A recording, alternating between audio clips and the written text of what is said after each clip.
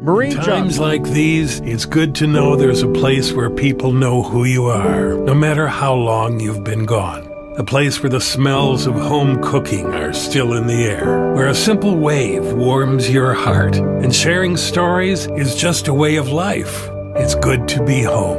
Agraria Insurance Company, protecting what's important in life.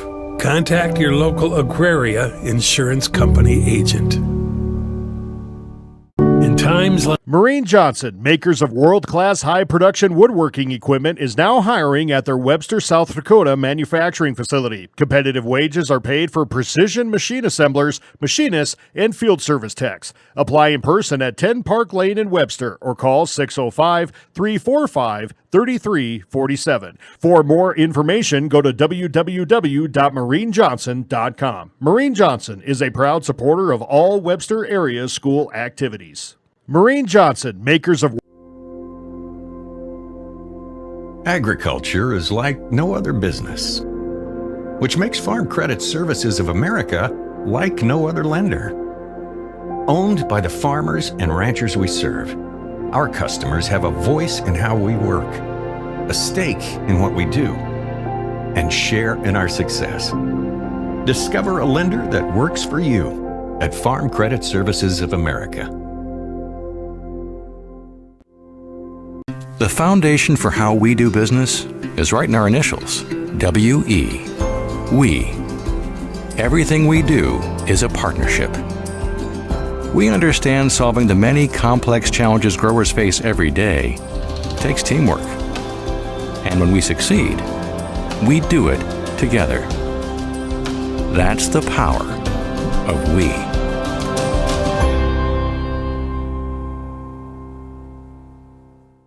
The foundation. Did you know South Dakota is home to 3.8 million head of cattle, nearly 4.3 beef animals for every state resident. Also, on average, South Dakotans consume 73 pounds of beef each year. On behalf of Webster area beef producers, we would like to thank you for supporting our industry. As always, eat beef and go Bearcats. Ironman Casting and Machining Solutions has been servicing the foundry industry for over 40 years, providing quality products and exceptional customer service.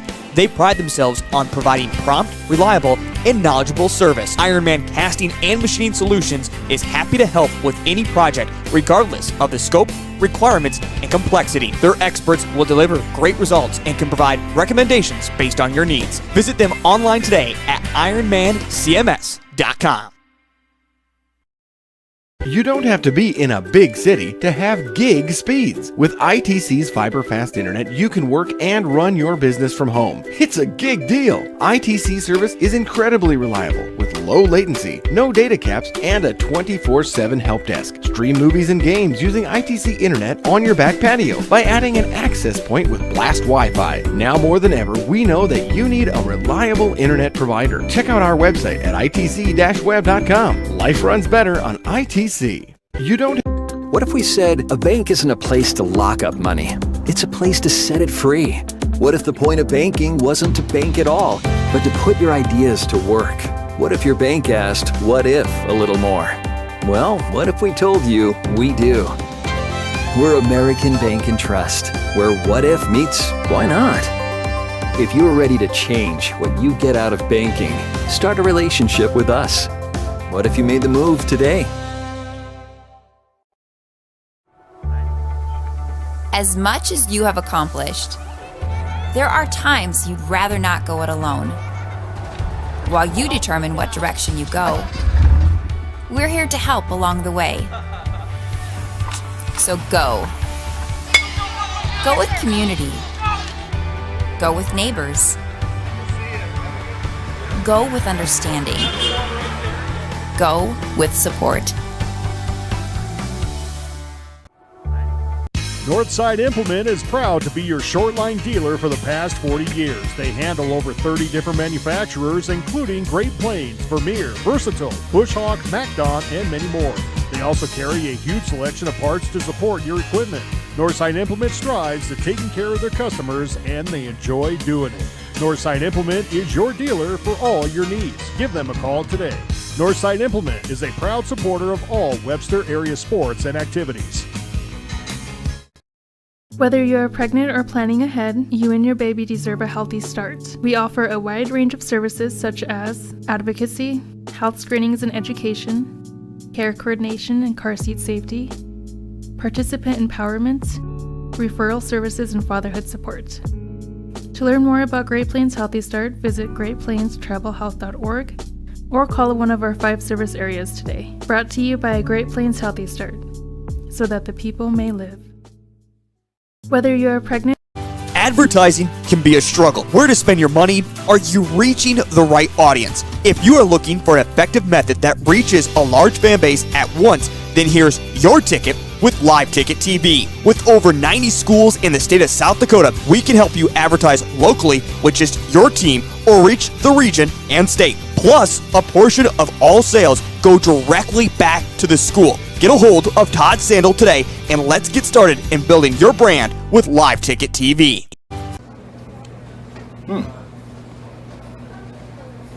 Yeah. Another one. Yep. Man, this town's changed. Yeah. About damn time.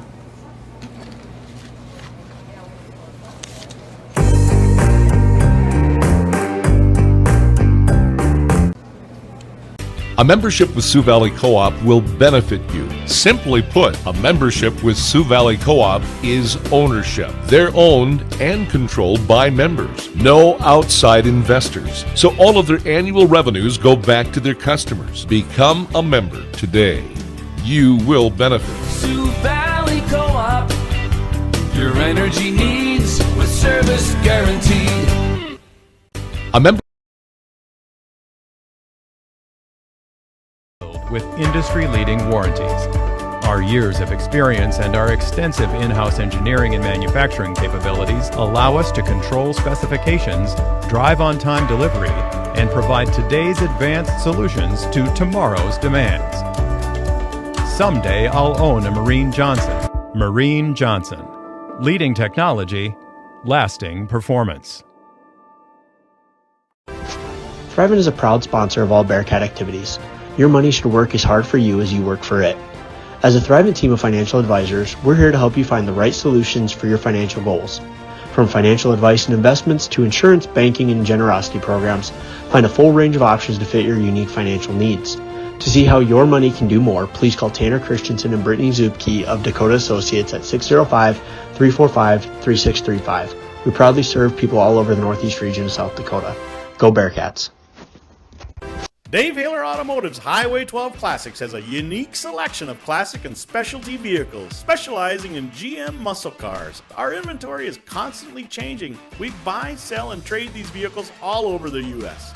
Whether you're looking for a classic car as an investment, something to take to a car show, or just to take the grandkids for ice cream, we got a car for you. Stop in and see our inventory at our new Highway 12 Classics showroom in Webster, or view all of our inventory online at HalerAuto.com. Dave Haler Automotive. Acres Ahead is back with AgTegra Cooperative. Now is the time to secure product, lock in early season prices, and receive delayed payment terms on your agronomy inputs. Fertilizer, seed, and crop protection purchases from Acres Ahead also qualify for triple play grain premiums, diesel discounts, and feed discounts. Contact your local AgTegra agronomist to learn more on how Acres Ahead can maximize your farm's earning potential straight from the start. AgTegra Cooperative. Strong, stable, dependable. CoreCares helps individuals stay at home by offering caregiving, nursing, and medical alert systems in over 55 communities in South Dakota. Specializing in tasks like bathing, meal prep, and medication setups, our well-trained staff delivers exceptional care. We invest in our team through customized training and comprehensive benefits. To learn more about job opportunities or services, visit our website at corecares.com. CoreCares, proudly serving our community. CoreCares helps. Did you know South Dakota is home to 3.8 million head of cattle, nearly 4.3 beef animals for every state resident. Also, on average, South Dakotans consume 73 pounds of beef each year. On behalf of Webster area beef producers, we would like to thank you for supporting our industry. As always, eat beef and go Bearcats. Blast Wi-Fi Advanced Parental Controls allows you to restrict internet content by category, block specific websites, or even disable apps like TikTok and Snapchat, all from the Blast Wi-Fi app. You can track where time is spent online and set time limits to create healthier habits. These device limits ensure work takes priority over gaming. Manage your home Wi-Fi and create balance for your family with Blast Wi-Fi, powered by ITC. Blast Wi-Fi. At A&W, it's called the original Bacon Double Cheeseburger because we invented it. You're welcome, world. 100% U.S. beef, crispy hickory smoked bacon, invented and perfected here. Not to mention, it's just better with made fresh A&W root beer.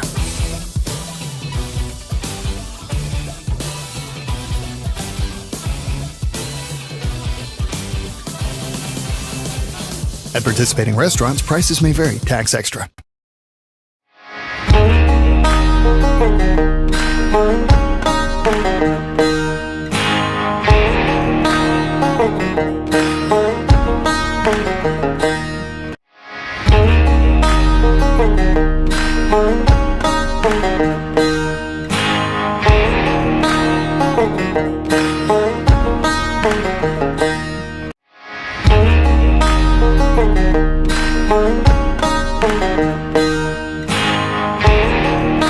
The Galley Hotel Bar and Grill is on Highway 12 in Webster. Comfortable, non-smoking rooms and their steakhouse and bar are open 7 days a week with the grill opening daily at 5 p.m. Daily specials and popular Wings Wednesdays with over 14 sauces with traditional bone-in or boneless wings. Thursdays feature Chislick special night and their slow-cooked prime rib is served on Friday and Saturday nights. Check them out on Facebook or call 605-345-9989 for reservations.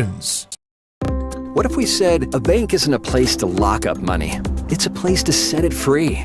What if the point of banking wasn't to bank at all, but to put your ideas to work? What if your bank asked, what if, a little more? Well, what if we told you we do? We're American Bank and Trust, where what if meets why not? If you're ready to change what you get out of banking, start a relationship with us. What if you made the move today? When you walk through the doors of Dave Haler Automotive, you're going to be greeted with a smile and a friendly face. We're a full-service dealership. We offer new vehicles from Chevrolet and a good selection of late-model pre-owned vehicles. We have a classic car showroom, Highway 12 Classics. We got a full-service department, a parts department, and a body shop for all your vehicle needs. See us, Dave Haler Automotive, East Highway 12 in Webster, or on the web at halerauto.com. When you walk... Herman's Cafe has been serving Webster with breakfast, lunch, and supper since 1976. Start your morning off with one of our freshly baked caramel or cinnamon rolls, and then head into lunch and grab a hot beef or pork combination, or check out our Facebook for other daily lunch specials. Enjoy a hearty evening meal and check out our 12-ounce ribeyes, or opt for other entrees such as our walleye fillet or country fried steak. Finish off the day with a homemade piece of pie or soft ice cream. Good luck, Bearcats!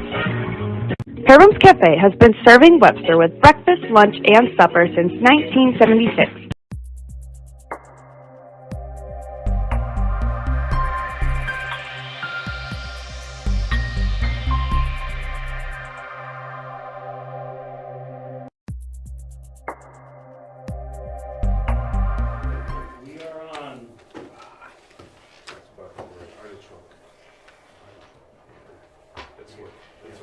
That's a word that you saw in the conversation. You want to say, without having to say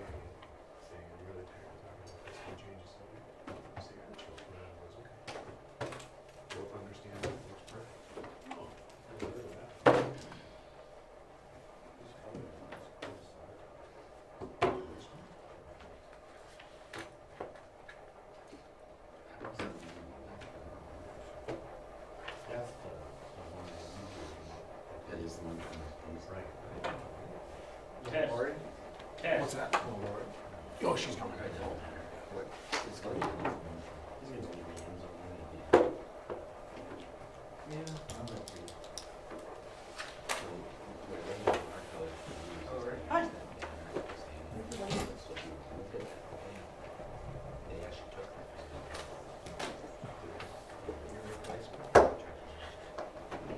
I know you need to bring some to share with everybody.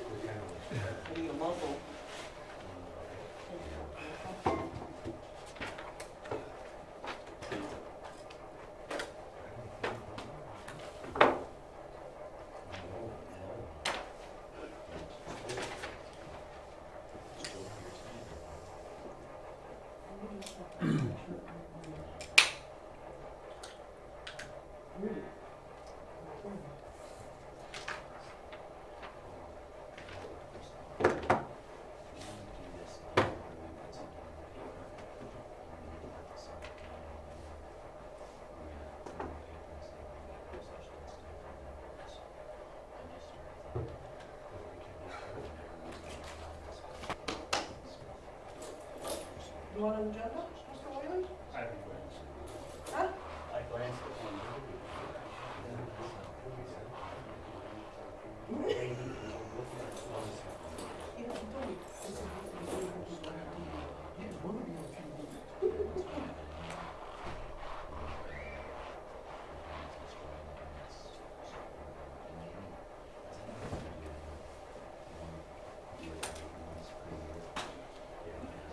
Hello.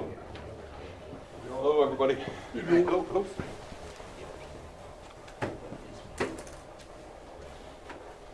Hey, guys.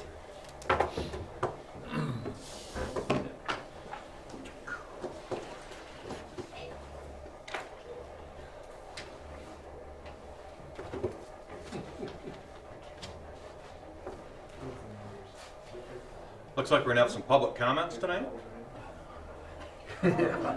I think he was told no. Oh.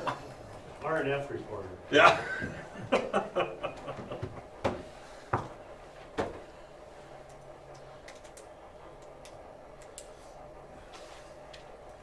think very clear instructions.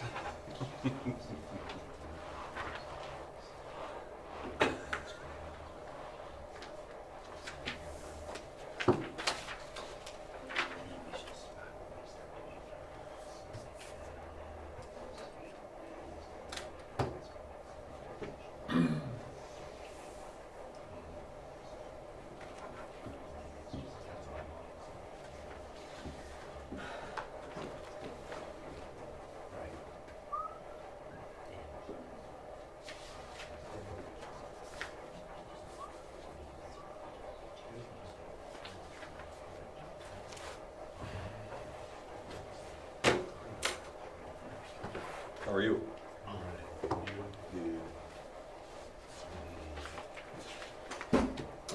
All right, folks, 6 o'clock. We'll go ahead and call the meeting to order. Stand, say the pledge. I pledge allegiance to the flag of the United States of America and to the republic for which it stands, one nation, under God, indivisible, with liberty and justice for all. All right, motion to approve the agenda as presented. Thank you, Aaron. Second. Second. Thank you, Marty. Discussion? All in favor say aye. Aye. All opposed, same sign. Motion carries. Conflicts disclosure. Any new conflicts? None? Public communications?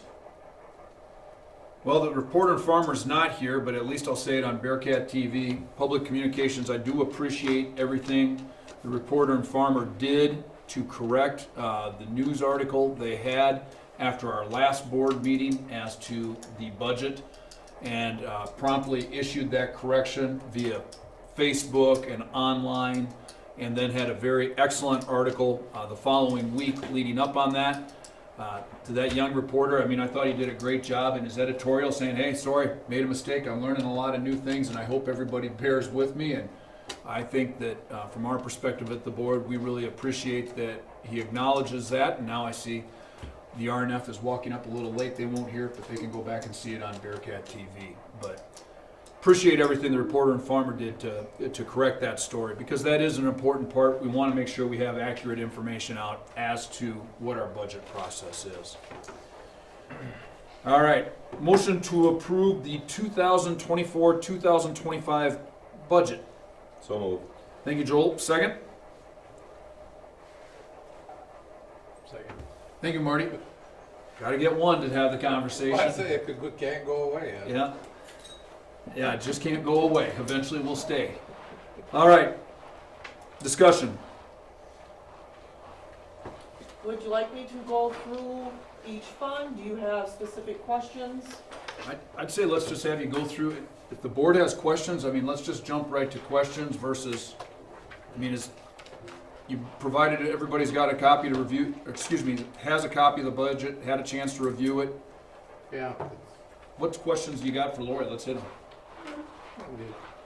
You know, I see we'll get less state aid this year, but of course that's because of the local effort of the tax, which was interesting. Which we don't get any control over. Yeah, with the valuations as they were, so it, you know, there's a few other things in there, but things we've already discussed, but. Yeah, the general, as far as the general fund, you know, that really doesn't change as far, I mean, numbers change, but as far as what we pay for, the revenue coming in. The only thing, you know, this year we have a third kindergarten teacher, so we'll watch that. We have, you know, extra expenditures this year. I have one other thing.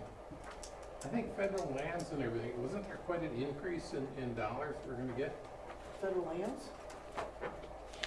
in lieu of? For general? Yeah. $1,000? Which, What do you think, the federal wetlands or? Well, compared to what, you know, the federal wetlands is up 1,000, the other is up. I'll be honest with you, how does the federal wetlands, $4,000? I mean, how do we even get that number? I don't understand that. That's in lieu of taxes? I guesstimate that. Well, no, but I because mean, I of course, it's on the budget. That came in. Right, but how does the federal government decide that? I don't know that. Yeah, I don't understand that either. No, they pay that in lieu of taxes. And I've always, I don't know if I'm anywhere in the ballpark, but I thought when they go through their budget, depending on what's left over is what gets paid in lieu of taxes. They don't set a tax amount prior to it. What's, I've always understood it was what was left. But I don't know. I don't know that.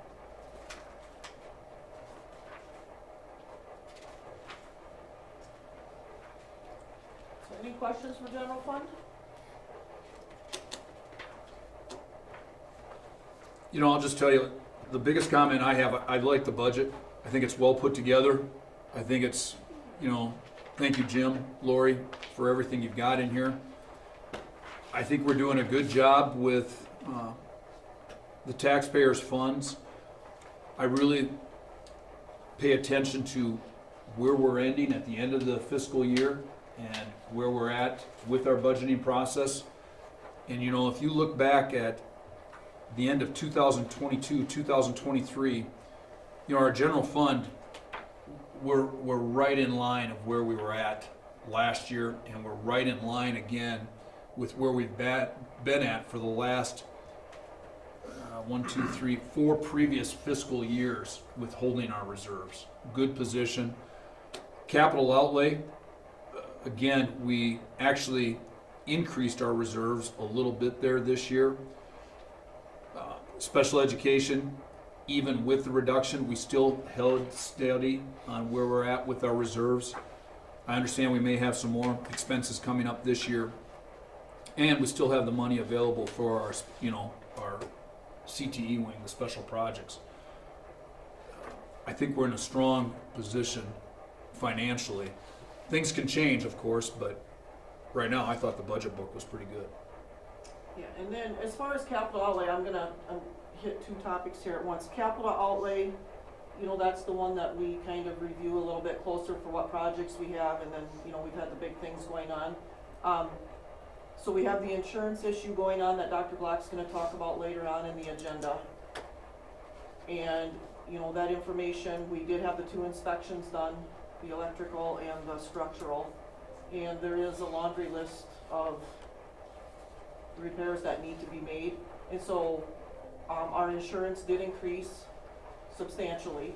Now, part of that is because of all of the issues that we have, which is completely understandable, because we're a risk liability to them. But right now, we're also insuring that building and this extra building, so that's some of the cost too.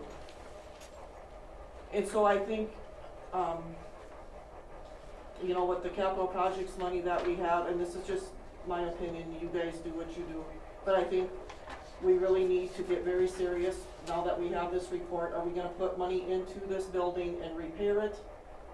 Or are we, I mean, I just think it would be more financially smart to maybe, I mean, why invest that money to get repairs for insurance to cover us? Maybe we need to look more seriously at removing the building sooner. But that's, you know, that's up for you guys for discussion, so I just think we need to have serious discussion about that. And then as far as the other funds go, you know, like capital outlay, we have the long-term debt, and, you know, I put the debt payments in there, so you'll see, like, in about a 1.5 to 2 years, we'll release some more debt. Special ed is special ed. We get no state aid in that, so that's all tax funded. The QSCB fund, that will go away after our elementary project is paid off. And then we have food service. And food service, you know, that's always, you know, because a lot depends on cost of food, number of students, so, but it's always, you know, kind of in the same ballpark. We've always kept the food close to zero, even if we operate the revenue. Yeah, with the funds that, you know, because of COVID and all that, and with the extra funding now, our food, so, you know, last year we did not increase lunch prices. And so, you know, that's just something we'll discuss later on. But right now our food service is okay. Lori, I know the number's in here and I can't find it right off the tip of my head here, but what percent of the general fund are we transferring out of capital outlay? Aren't we like at 5 or 6%? This year I transferred 300,000. So that would be Closer to 6, 7. I don't think it'd be that much. General fund is 5 million. We have a $5 million budget, and we transferred 300,000 from capital outlay. Is that what you're asking me? Yep. Capital outlay is 180. Yeah. What? But our general fund budget is It's 5 million. Yeah, 4.9. 4.9. Yep. Yep. So that's that is 6%. When I look at, I get online and I look at all, you know, I compare ourselves to other school districts, and it seems to me that a lot of other school districts are above 10%. They're in that 10 to 15%. 15 being the max, right? No, 45. 45 of their. But my point is they're in that 10 to 15% just to balance their budgets. We're still not doing that, and we're sitting pretty good in capital outlay. When I look at our cost per student to educate our kids, you know, last year we were in that, well, I can tell you, we were $13,084. When I compared it to the 4 surrounding school districts, we were the cheapest.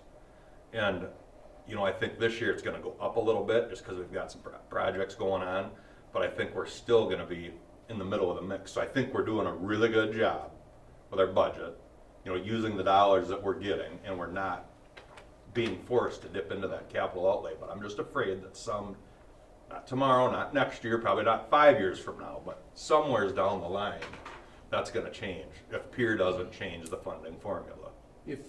If you look at the miscellaneous in the back of the book. Yep. Yeah. Yep. How many pages? on the 87. opt-out? Absolutely.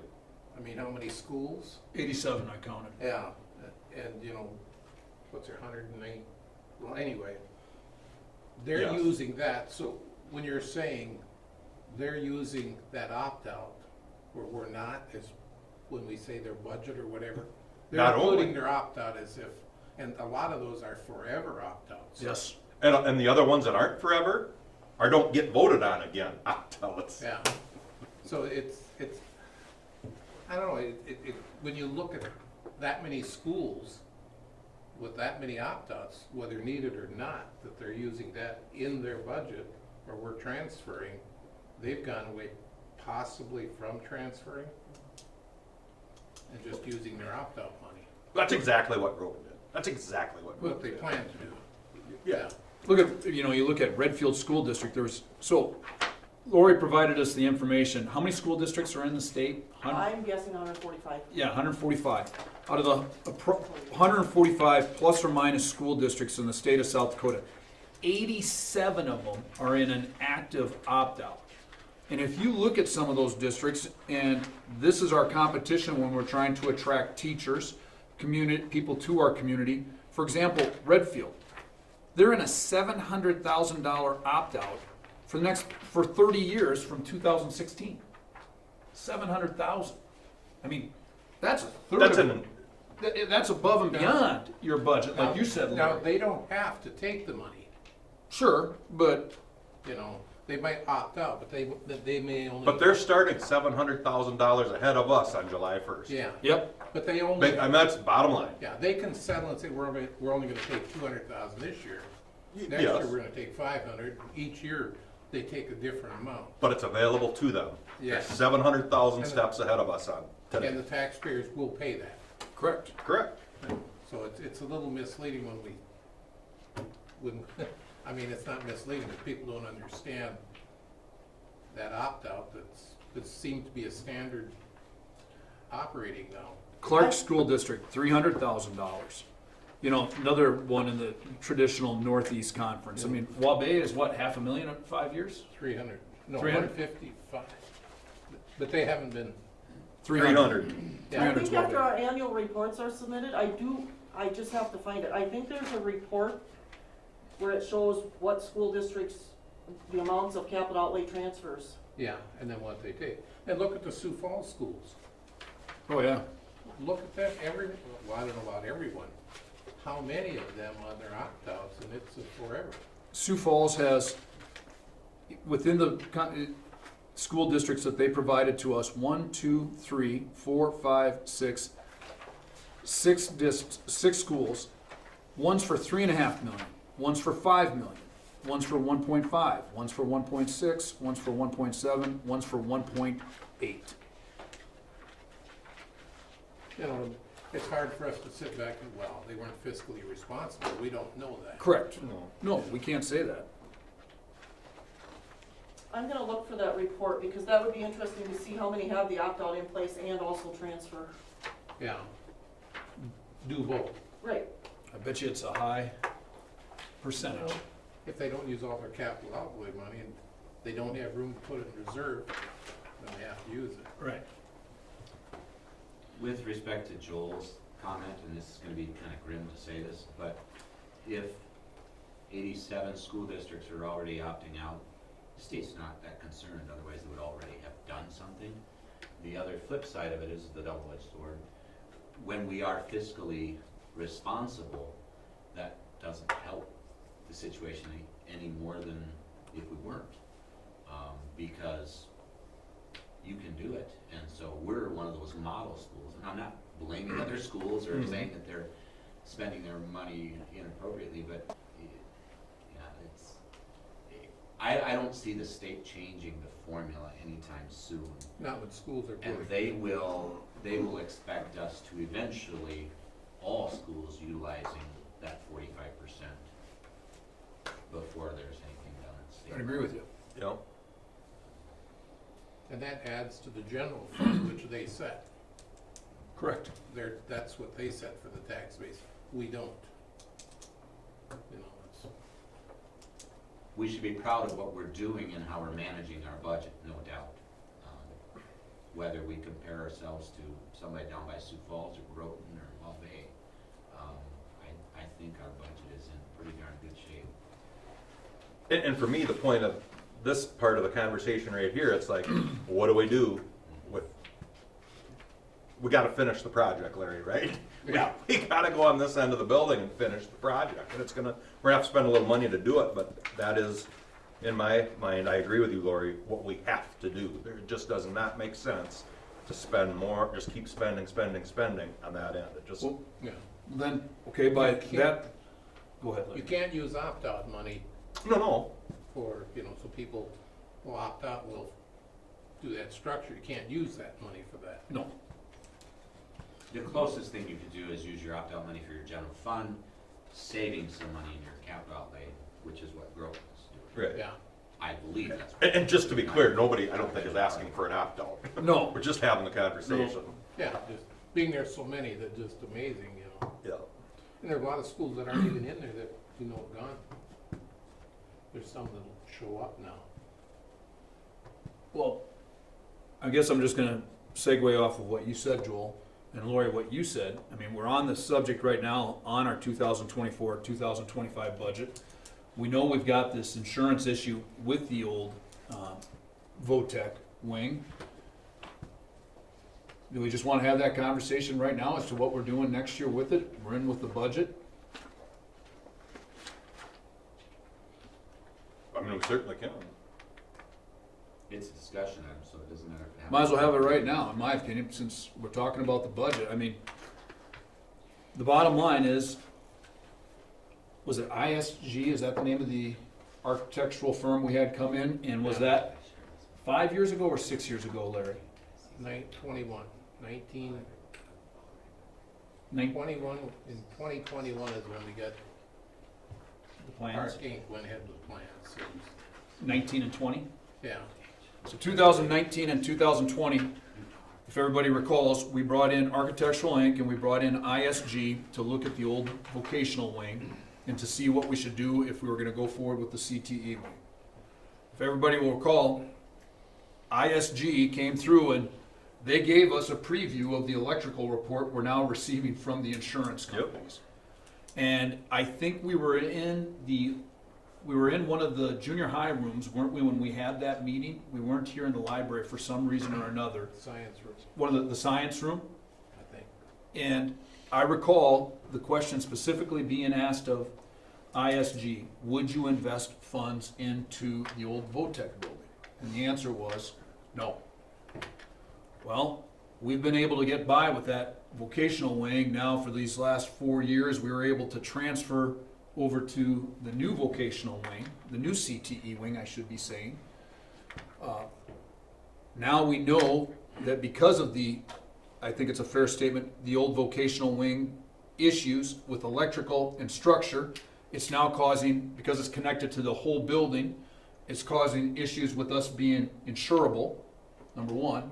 And number two, we're going to have to either A, spend money and fix it up, or B, tear it down.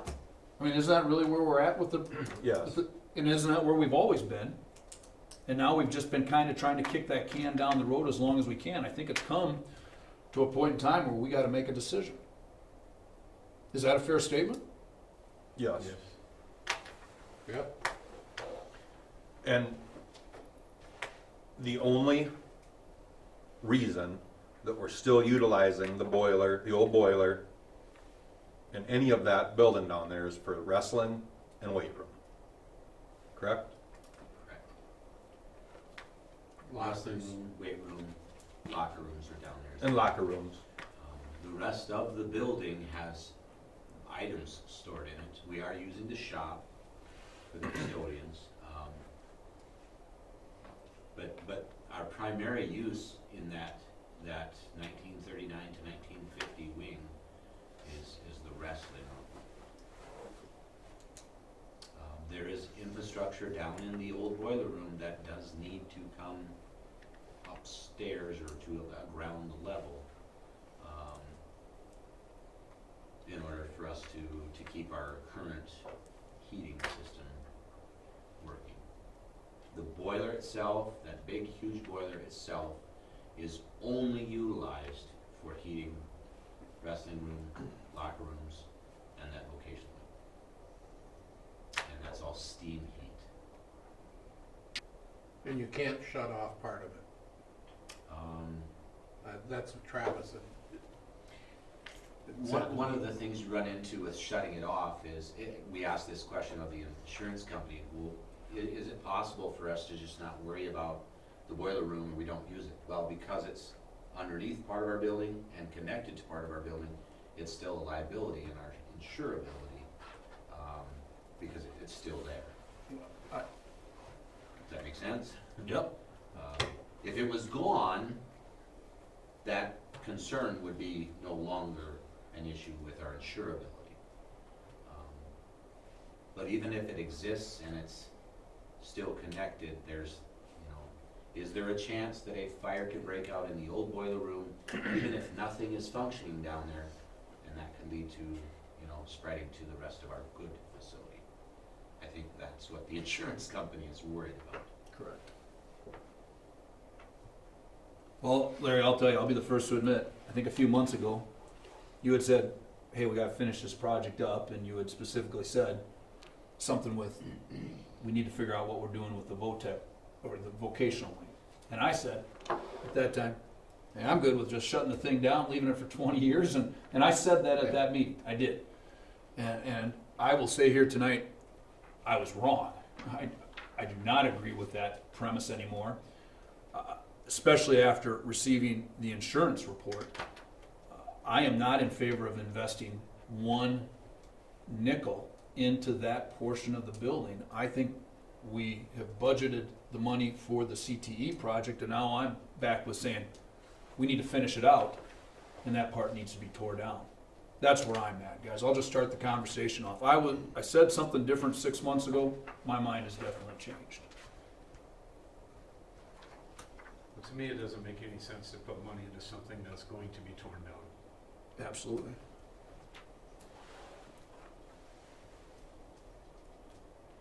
Joel, where are you? Well, that's where I'm at. I mean, yeah. And I'm going to take it a step further.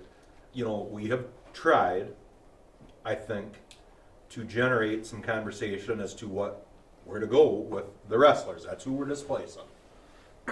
Weight room, we can figure that out. It's the wrestlers, in my opinion.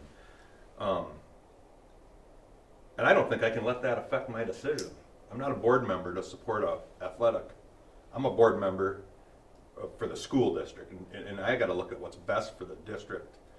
And proposals have been brought forth that we can get the wrestlers in the elementary gym. Wasn't that one of the proposals that was brought forward at one point in time? Well, that was brought up. Yeah. Well, and we met with Spencer Roush and Tyler Wagner, two guys that are under the age of 30, correct? Here in the Webster School District. I mean, I think they've got a little bit of wrestling credentials to their name. And they both told us that day inside the gym, don't invest another dollar into this room. I think we all agree there. Yeah, they said it. That part. The other part that I have a problem with is I don't like moving to some place and displacing some other students and then displacing some others, with the elementary gym. And how many students would be displaced or whatever. And for a 4-month, that's our biggest problem, that 4 months of the wrestling season that we have to consider with keeping that wing. We're keeping it for 4 months. I'm sorry, but to be fair, that is our program's season, but the season is much longer than that. Yeah. When you train year round or whatever. I fully understand where you're coming from, but there would be a serious argument about the length of the season when you talk about little kids wrestling and the feeder programs and all that other stuff. So we have to find the best option we can find to take care of the needs of that program, and that's the best we can do. But are we gonna kick the can another year? Well, and then a year from now, we're gonna be sitting here in the same boat, nothing's happening at the Armory. I think we gotta jumpstart it. Yeah, but we're getting ahead of ourselves. If we're gonna deal with this wing out here, let's get that removed and work on the next problem. I agree with you, Larry. Let's not make those one contingent on the other. Yeah, I agree with that. I'm just trying to clarify what you're saying. If we made a decision to say they're going to the elementary gym, that could be a temporary solution before another temporary solution that might be better. You know, that might be our first option, and then when we tear down the building and everything's kind of underway, we figure out what we do and don't have there, it's possible that there might be a better location 6 or 8 months after. Yeah. You know. And didn't they mention, you know, for elementary gym that they would roll up the mats so we could utilize that during the day for Yes. PE? I thought that was mentioned, correct? It was. Yeah. Well, It's not an ideal Which would be situation. great. Yeah, I mean, yeah, We gotta but do it. you have to do what you have to do. Well, let's just stay on, I mean, Larry, like you said, let's just make one decision, you know, and with that, the other big concern is the locker rooms. I don't know how badly they're needed. If you move the rest, there's still locker rooms gone too. You know, So the visiting football teams use those locker rooms, correct? So they can't anymore. Plan B would be the Armory. It's a pretty yeah, I mean, easy it's solution. 4 games. What we've known as tradition is their team stays here, our team plays in the Armory. It's a neat tradition. It's really nice for both teams. It's unique probably to Webster only, but it's a doable change if they were both one using one of our locker rooms and we use the other locker room and they all are in the Armory. It's very doable. It's just different than what Webster's done for 35 years. A while. So. But it's 4 games. More like And it's 40 temporary. years, 50 years. All right, well, so, Marty, you're in favor of taking down the old VOTEC wing? Yes. Joel? Yes. Larry? Yeah. Aaron? Yes, but I have a question. So the insurance policy, so now that starts when? July 1. So that started July 1 with a higher rate because of the wing, right? Yes, and also it has those requirements that we have to get that stuff fixed or they'll drop us. Is there a timeline on that?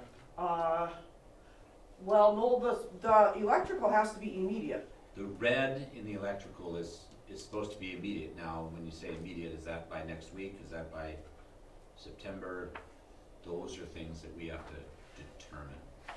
Part of that determination is what are we going to address? And I'm writing notes because I'll do whatever it is we need to do. Part of the notes are going to be, okay, I need to contact the electric inspection company and say, okay, is there any way we can, I suggested, is there any way we can isolate certain parts of the building that we know we would like to keep electricity to and then fix those things? Anything that we can vacate the electrical part.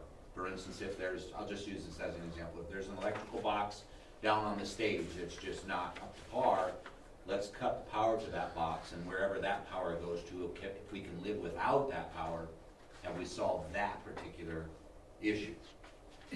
And more importantly, Jim, we can start with the conversation with the insurance company. We're going to take it down. Yes.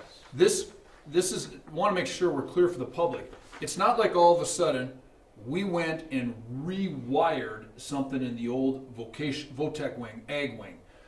This is stuff that was good enough to be insured for over 70 years until EMC decided in 2024 it's a different story. That we got to keep in mind. Everything down there, George Stewart's industrial art room, which graduated how many kids of students, now EMC says that's not good the way you have that wired. That's basically what it comes down to. Okay, that's a crisis on the insurance company's part, which makes it a crisis on our part. But I would start the conversation. If we're in favor of taking this wing down, the conversation comes back to the insurance company that we're taking it down. If we're taking it down, we'll have it completed by, our new renewal. Because the question is, again, they didn't put a specific date in there. This must be completed by September 1st. They said it just must be completed. Okay? Well, when do we we get a contractor in here, those type of things, if we're gonna be taking it down anyway, maybe we can avoid this issue. And I think that's where our agent hopefully can help us out. And I think she is a strong proponent for us with everything she's been doing in the past. But that should be our first question. In my world, it's usually 60 days prior to renewal. So then that would take us out till May 1st. Well, here, I believe the following must be completed by April 1st of 25. Implementation of an electrical PMI program. Eliminate storage. 90 days. Yeah. Basement must be clean, remediated. So it looks like April 1st maybe? And they may come Okay. back and all of a sudden, we might be in the middle of March and they might say, hey, we're coming in 3 weeks to inspect. The other reality is they have these reports now. I won't be at all surprised if when they review these reports that they contact us and say, okay, these items need to be taken care of by this date. But at the same time too, that's where we I can won't be surprised. Yeah, and that's where, if we're insistent upon taking it down, I then, think that would cover it. yeah, then we're taking it down and we hold that position. I mean, you can negotiate with insurance companies and you can work with insurance companies. I think this is something that if we're gonna take it down, we should stick hard on that position before we invested any money into it, period. And if we were gonna take it down, I mean, the question I think would come up, I mean, Aaron, you were yes, just with what that question is. Then the question is, if we're in agreement that that's part of the budget for 2024, 2025, could we bid that? And, you know, I'm asking the question not knowing the answer. Could we bid that in a way that we get better bids because, you know, it's a slower time of the year? I mean, it doesn't have to be done in August. Could it be done in November or December when maybe more contractors have the ability to do it? You would probably get more bids. That's good winter work, demo. Yeah. Even selected demoing, because even if we want to get rid of the whole thing, there's still a portion of our, I just wrote down architectural and structural finishing to the existing facility. We have to have a plan for that. That long hallway that runs north of the high school gym, you know, it becomes an exterior wall on the north side of that hallway. Yeah, we did have some of that with Patty. She did look into that, you know. And of course, we didn't do that portion, so we never got past that, did we, Joel, as far as the selected demo? And so even though it sounds like we're having to come in and tear this building down, as you get closer to our existing building, there's gonna be some, is it called selective demo? Well, I think right now, Lori, with where we're at, and when we approve the budget here, we're in agreement that as part of that budget, we're going to bid out the, do I say tear down? Demolition. Demolition, thank you, of the old agricultural, industrial arts, home ec wing, and accompanying, what's the word we're looking for here, Larry? You know, basically preservation or, you know, of the wall there, or Integrity or something? the expenses associated with the structural integrity of the building. That would be a part of our 2024-25 budget, which we still have the funds in the CTE special fund. And I would say we would probably look at bidding that. I mean, how would we want to go about bidding that, guys?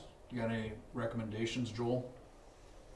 No, we'd want to get Patty involved and look at that, how we're gonna finish it, how we're gonna do that. So just to be clear, we would not use that wing this school year? I'd say we would not use that wing once we had a bid and they said, hey, we're showing up in 3 weeks. You know, they can still keep Because using the other side of it is, none of those things in your punch list had to be done until April. You know, could we slide through the majority of next school year? That's probably a Kim question. you know. I'm sure she's Yeah. listening. If we could slide through till February, March? March, April, then move out, start the demo, that might That's be not a bad idea. the more ideal situation. May take that long anyway. And it may, yeah. I like that idea. All right, Jim, does that make sense for what we're looking for here? Lori? So we're gonna have to contact Travis to find out what needs to be moved up, Yep. right? Patty? We're gonna have to contact Patty. I mean, that's the beginning steps, right? Yep, then work on putting together the bid, and I like the idea of Joel saying, hey, if we could. We'll talk to Kim about that. Yep, talk to Kim and see if we can get it closer to the end of the season versus the beginning of the season. You know, if we spend $10,000 on some miscellaneous electrical stuff that would essentially open up a schedule for a demolition contractor, you might save $50,000 because the timeline isn't so tight. You know, we would get the use of that facility. Sure. For one more year. Not that you have anything to do, Lori and Jim, over the next 30 days, but come back in August and tell us how we can do that if you don't mind.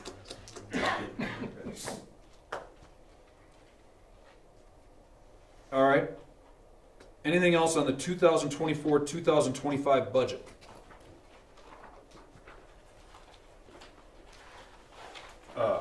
Just for clarification's sake. The valuation of the district went from 713 million to 794 million. So there is a substantial, you know, increase in valuation. Right, Lori? That's correct. And that we don't have this year what it'll be. That's just last year. That's correct. 23, 24, yep. Yep. Okay. Anything else on the budget? All in favor to approve the 2024-2025 budget as presented to include the conditions with the removal of the old agricultural industrial arts home ec wing, say aye. Aye. Aye. All opposed, same sign. Motion carries. Motion to approve the minutes of our regular meeting on June 10th. So moved. Thank you, Joel. Second. Second. Thank you, Marty. Discussion? All in favor, say aye. Aye. All opposed, same sign. Motion carries. Motion to approve, this will be, number C will be 3 separate motions. Motion to approve the financial statements as presented. So moved. Thank you, Aaron. Second. Second. Thank you, Joel. Discussion? All in favor, say aye. Aye. All opposed, same sign. Motion carries. Motion to approve supplemental budget 06-06-24. So moved. Thank you, Marty. Second. Second. Thank you, Larry. Discussion? All in favor, say aye. Aye. Aye. All opposed, same sign. Motion carries. Motion to approve the contingency transfer as presented within the agenda, your packet. So moved. Thank you, Joel. Second. Second. Thank you, Larry. Discussion? All in favor, say aye. Aye. Aye. All opposed, same sign. Motion carries. Motion to adjourn the 2023-2024 Board of Education. So moved. Quick on that one. All right, thanks, yeah, well, there we go on that. All right, thanks, Aaron. Second, Joel. All in favor, say aye. Aye. All opposed, same sign. Motion carries. All right, I think it's now you, Lori, that takes Yep. over. So at this time, we will administer oaths to the new board members. Tom and Joel, they are in front of you. If you would read them and then sign them, please. I, Joel Shoemaker of Webster Area School District number 185, have been elected as school board member of the above named school district in the above named county, South Dakota, do solemnly swear that I will support the laws of the Constitution of the United States and the state of South Dakota, and to faithfully perform the duties of school board membership, and by filing a bond if required by law and having it approved. I signed it. I, Thomas Sanis of Webster Area School District number 18-5, having been elected as school board member of the above-named school district in the above-named county, South Dakota, do solemnly swear that I will support the laws and Constitution of the United States and the state of South Dakota, and to faithfully perform the duties of school board membership, and by filing a bond if required by law and having it approved. And Okay, I'm so with that, we will call to order the 24-25 Board of Education, and I ask for nominations for chairperson. I nominate Tom Sanis. Second. So we have a motion and a second to nominate Sanis. There being no other nominations, can I have a motion that nomination cease? I make a motion nomination cease. Thank you. Second. All those in favor say aye. Aye. Opposed? All right. Thanks, Lori. Thanks, gentlemen. Appreciate it. Motion for nominations for vice chairman. I nominate Joel Shoemaker. Nomination for Joel Shoemaker. Do we have a second? Second. Thank you, Larry. Discussion? Do we have a motion for nominations to cease? Cease. Thank you, Larry. Second? Second. Thank you, Aaron. All in favor say aye. Aye. All opposed, same sign. Motion carries. Congrats, Joel. Thanks. Okay. We'll go ahead and call the meeting to order for the 2024-2025 Board of Education. We've done that. Now we get to monthly claims, correct? Correct. Motion to approve the monthly claims as presented within your board packet. Thank you, Aaron. Second. Second. Thank you, Larry. Discussion. Were you able to get most all of them in? Yes, until today, and I have started. So next month. Look good to me. Yeah. Okay. All in favor say aye. Aye. All opposed, same sign. Motion carries. All right, motion to approve, and I'll just get to this so I can go down. We can do this in our designations. This can be one motion, correct? Could we just back up 1 second? Yep. So is JDH done? Was that their final payment? I don't know that because, I think there's We had still a a couple- small I amount think there's- withheld. yeah, I think there's, The sprinkler system has been installed in the But we haven't been new billed for boiler that. room. The corridor tiling is finished. They've done everything on the checklist that I'm aware of. The only thing that I am still waiting on is completion of the locker. There's that space right here, and then the lockers in the middle school. And they do have a color matched metal that will be fine. You hold it up to the locker, it's almost identical. So I'm not sure what the holdup is on that. And have we got the hood situation? The hoods? The hood situation, okay, you're gonna have to go back in my memory. I believe we accepted the $1,000 on the dent for the refrigerator. The hood, we didn't, I don't believe we've received any other different numbers other than the $1,000 proposed deduction. They did repair the one dent where the vent was, and that's repaired very well. You can't even tell that it was dented. The dents that remain are the ones, as you're cooking on the east side of the kitchen, there's some, it's almost like reverse hail dents. They actually protrude out. They've made some minor changes to them, but replacement is probably the only way to completely eliminate that appearance. Okay, just so we're satisfied with it, before we make that final payment. I can follow up and see if there's a counter number. We haven't heard. Well, of I can that, so- contact Patty, because I don't think we've gotten anything for the sprinkler system, have we? I don't think so. A billing for So that, they it's gonna just be finished that minimal. last week, so. Then to that point, if it's minimal dollars that are left in the project, we better get the hoods addressed and get them to where we want them before we finish paying. Yep. Okay. Okay. Anything else? All right, I'll go through the, did I have a motion to? No, not yet. Okay. Motion to approve our annual designations. Thank you, Aaron. Second? Thank you, Marty. All right, I'll just go down the line and if I miss one, Lori, jump in. But the official newspaper, Reporter and Farmer. Depository of Funds, Dakota Bank, First Interstate Bank, Core Trust, and South Dakota FIT. Custodian of all accounts, Lori O'Farrell. Person authorized for state and federal programs, Dr. Block. Appoint approval officers for school food service application and hearing.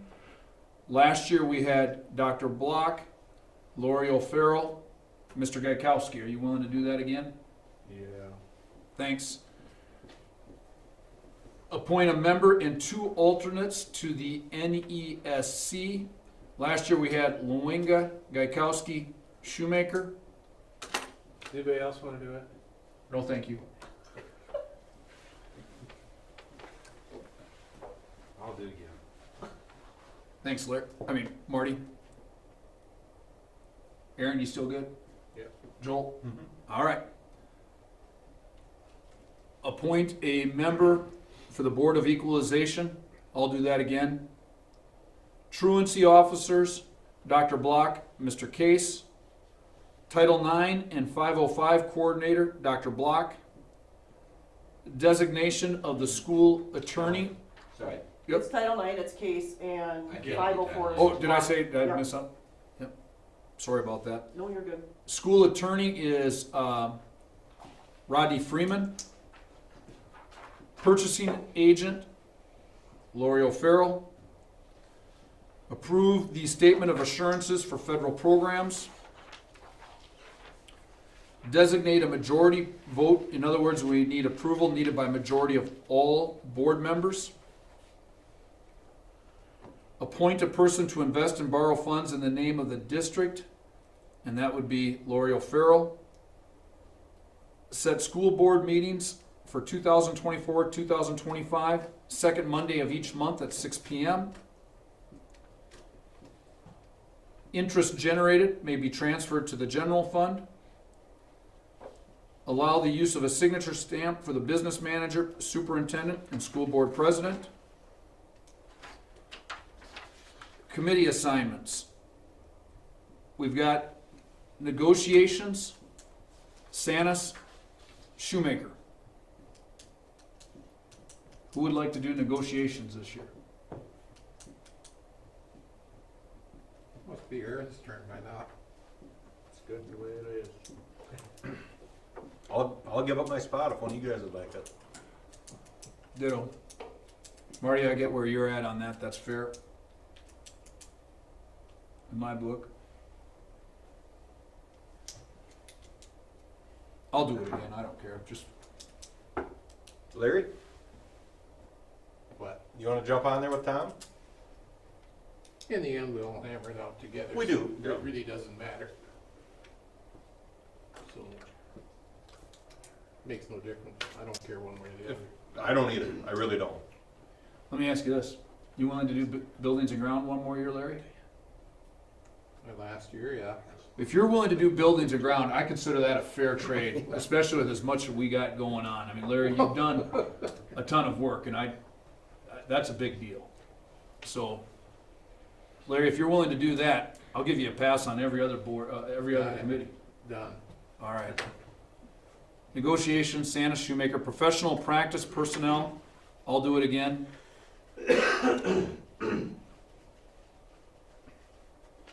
I'm fine. Or if anybody else wants I'll keep that one. Let's go to buildings and grounds. All right, I've got one, Larry. Aaron or Marty, you guys want on buildings and grounds? No. Aaron, come on. Larry does all the work. Age has, what do they say, privileges or whatever? Time to start utilizing those.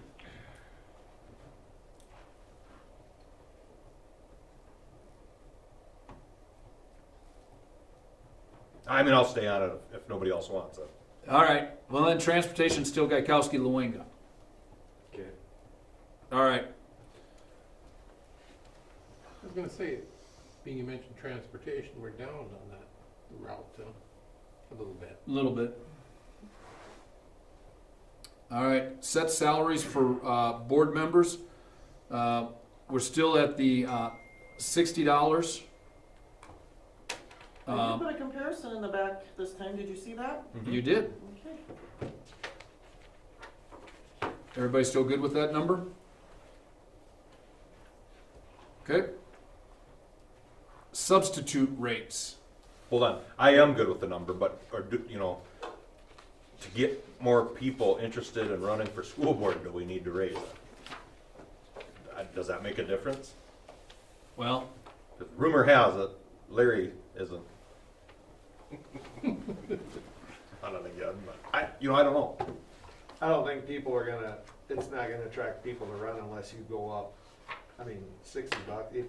What are you gonna go up to get people to do it for the money? I agree, but now's the one time a year you have the conversation. well, and it's been at $60, guys, since 2000 and I know 12 is when I joined the board. Pretty sure I joined in 12. What's 4%? And it was $60 in 2012. We've never raised it in the last Do 12 you recall years. changing it all since you've been here, Lori? I think when I started it was at 55, 55. but that's so long ago, I don't know.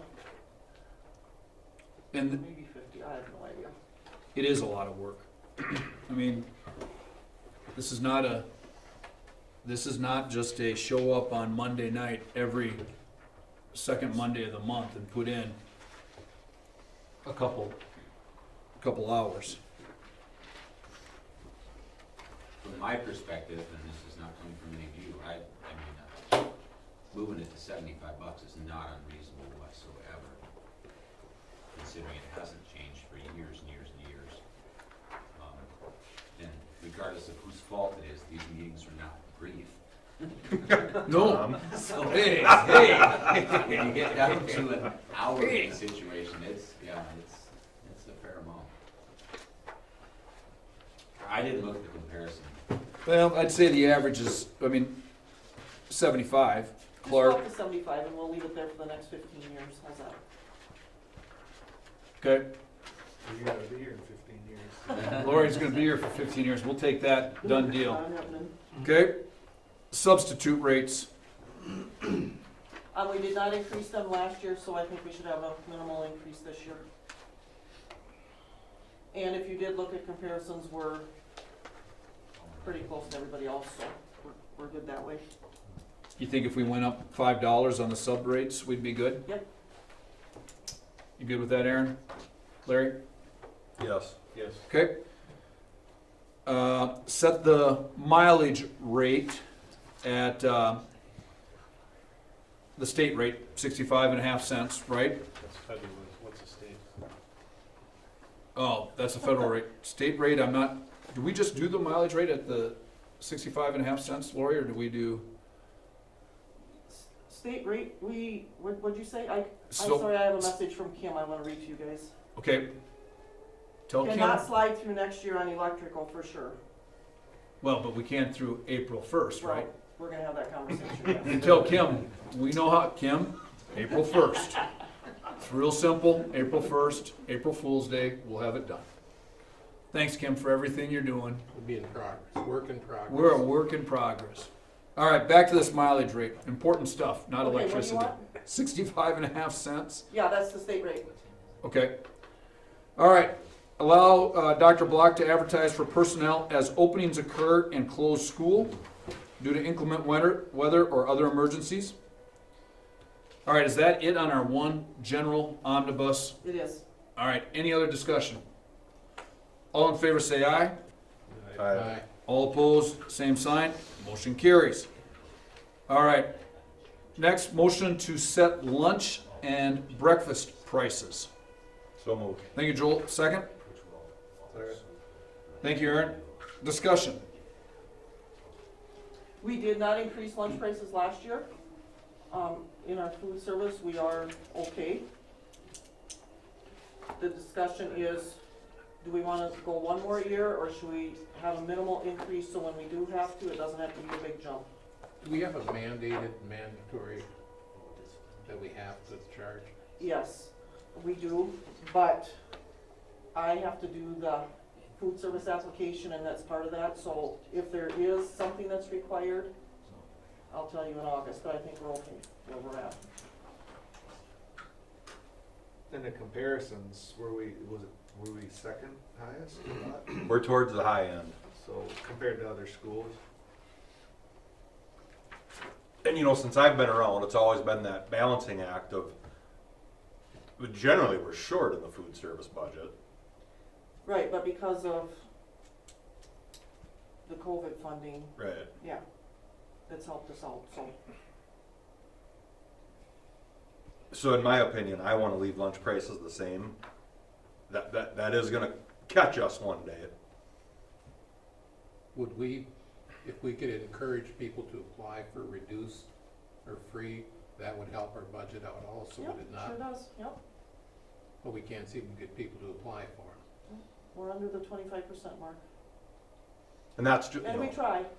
We try. Yeah. It's not just a Webster problem. I mean, we all remember last winter, Kelloland did a big story on Sioux Falls School District, begging people to. Yeah, I mean. And if anybody, just, it is completely confidential. I'm the only person that sees the applications. Even if, just apply. If you don't qualify, it's not a big deal. Yep. It's, the application is destroyed, so. Does Amanda, that could- go off their income tax? Is that what they have to do to It's apply? based on your income, yep. Could you help us maybe with a story on that, Amanda? I mean, that's something, I mean, again, we just gotta get the word out. There's no penalty for trying. And It only benefits the it'll families. only benefit them and it'll benefit the district. And so we really, you know, between the Reporter and Farmer, Bearcat TV, people that are in the know, encourage folks to apply. There can be some significant savings to families if they do it. Nobody on the board would know. We don't know. We don't know nothing. We don't see that. We don't see. Nobody knows but myself. Yep. Well, maybe if she could put in the, or even anywhere, but put what it entails. What will they get for reduced lunches, you know, I mean, people don't know. Could be. I mean, it's hundreds of dollars depending on how many kids you have. I don't think, It's a federal program that's out there. Take advantage, you know. Right. Take advantage. but I just don't think people know about it. I mean, they hear about it, but they don't know what. They were all up in arms because they want the legislature to give us funding for free lunches, but nobody will apply for them when we got them. It's a good point, Larry. It's ridiculous. It's a good point. We can put together a statement that we can send out via our alert system or push notice as well, which I think we do send something out at the beginning of every year anyway. And we also include it in our correspondence for the back to school barbecue. I mean, so we are trying to encourage anybody and everybody to apply. Some folks don't apply because they probably figure that, well, I'm never gonna qualify anyway. You might be surprised. If we wanna sell it, we gotta advertise it or promote it somehow, better than just announcing it once a year or something. Well, especially I think, I like Aaron, definitely making it clear. I mean, you know, if you have a free meal for this one, this is what it is over the year for one student or two students. I mean, we could do a little bit of math within that story and get something out there. All right, so Joel, I think last comment, you said you wanted to leave the lunch and breakfast prices the same, correct? I do. Okay. Aaron, where are you at? Same. Larry? Yeah, it's fine. Marty? All right, we're gonna leave them the same for this year, but let's really push on trying to get folks to apply. Okay, set admission prices. Do I have a motion to Meal set? reimbursement rates. Oh, did I skip that? All right, apologize. No, you're fine. Motion to set meal reimbursement rates. So, Thank you, Aaron. Second. second. Thank you, Larry. Discussion? Is that adequate? Okay. We All in did raise favor? those last year. Yep. Same as last year. All in favor say aye. Aye. All opposed, same sign. Motion carries. Motion to set admission prices. So moved. So moved. Second. Second. Thank you, Larry. Discussion. Do we want to leave it just the same as last year? I I'm think good a lot with of that. schools are at that, and you hate to charge too much when Yeah. people try to bring families. Yep. I would say stay the same. I'd say there. Anybody want to change or all good with stay the same? Okay, all in favor say aye. Aye. All opposed, same sign. Motion carries. Motion to set Armory key card prices. So moved. Thank you, Joel. Second. So moved. Or second. Thank you, Marty. Discussion? You know, I don't think we've ever changed these prices either. Do we need to change anything along those lines? We talked about it a few years ago. I thought we did raise them. We didn't. We might have started, did we start out? I can't remember. Because we caught some flack for that. Did we change it Did the we way we start had at it? 50 and 100? And then we went- Then we we went did. up to We have 100 to raised 200 it. maybe? Okay. I believe that's what happened.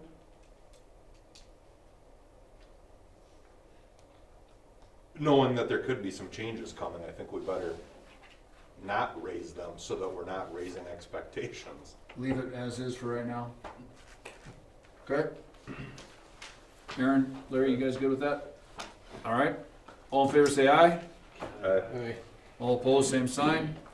Motion carries. Motion to approve the resignation of Kalen Poole. So, Thank you, Joel. Second. Second. Thank you, Aaron. Discussion. We have a letter dated June 12th, 2024. Dear Dr. Block and Webster Area School Board, please accept my resignation as the Arts AV computer teacher and co-robotics advisor for the 2024-2025 school year. I apologize for the late notice as resigning was not planned. An opportunity that I simply could not refuse fell into my lap.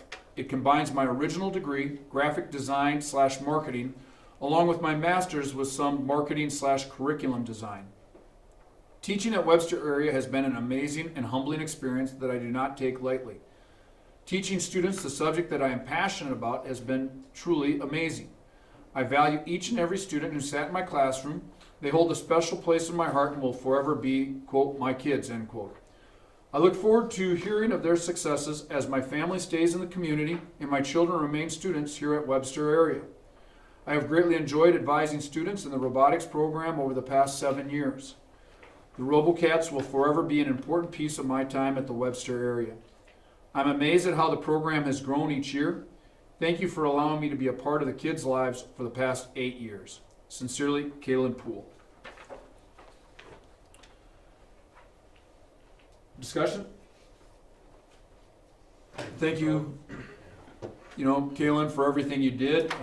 There's no question. I like how you bring up the RoboCats. I mean, that's been a program that started out, I think, Marty, you were first. Weren't you our first or were you our second advisor? Second? It was 1 year and then I came in. Sue Menking had it the first year, and they had maybe like 4 or 5 kids, and then when your first year, Went up and then, and it just kind of took off after I got out of it. to now there's 50, 60 plus. Thanks, Marty. Show them the road. All right. Thanks, Kalen. We really appreciate it. All in favor say aye. do we have anything contractually there that we have to deal with, or is everything is good? June. Yeah, she's aware of that. Okay. So she and Lori. Yeah, that'll be with penalty. Okay. Yes, thank you, Kaylin, for everything she's done. Thank you. Okay. All in favor say aye. Aye. All opposed, same sign. Motion carries. Now each one of these contracts individual? Yes? All right, motion to approve the contract of Eileen Jaycox, teacher, junior high volleyball and junior high girls basketball. So moved. Thank you, Larry. Second? Second. Thank you, Aaron. Discussion? All in favor say aye. Aye. All opposed, same sign. Motion carries. She's our new PE teacher, folks, just in case anybody's wondering. She'll be here starting in August. What is she? Pronounced Eileen. Eileen. Yep. Thanks for correcting me. Eileen. And I apologize in advance if I mispronounce it again. And is she this will be her first year teaching full-time, correct, Craig? Yep. Okay, and she comes to us from SDSU. SDSU? Yep. Grew up in Del Rapids. Then everything's good. All right, motion to approve Bailey Siglin as administrative assistant. So moved. Thank you, Larry. Second? Second. Thank you, Marty. Discussion? All in favor say aye. Aye. All opposed, same sign. Motion carries. Motion to approve Jessica McGregor as teacher and STEM advisor. So moved. Thank you, Aaron. Second? Second. Thank you, Marty. Discussion? She will be shifting, obviously, from special ed para into the teacher position. So. All in favor say aye. Aye. All opposed, same sign. Motion carries. Motion to approve Candace Bloom as high school student council advisor. So moved. Thank you, Marty. Second. Thank you, Joel. Discussion?